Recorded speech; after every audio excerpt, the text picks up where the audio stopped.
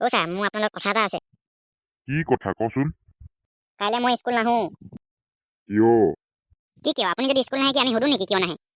কিয় আপুনি সেইদিনাখন মাহীয়েকৰ বিয়া খাব গৈছিলে, আমি কিবা কৈছিলোঁ?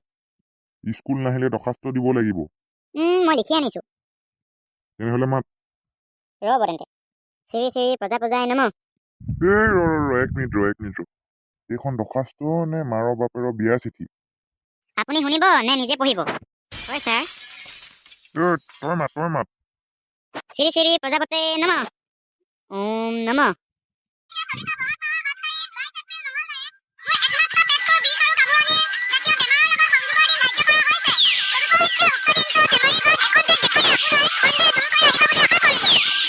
ছাৰ, বেমাৰী ঘৰত দেখা দিব বুলি আশা কৰিলোঁ।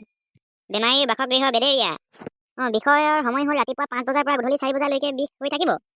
তাতে ময়ো থাকিম। উক্ত লগ পাম বুলি আশা কৰিলোঁ। ধন্যবাদ।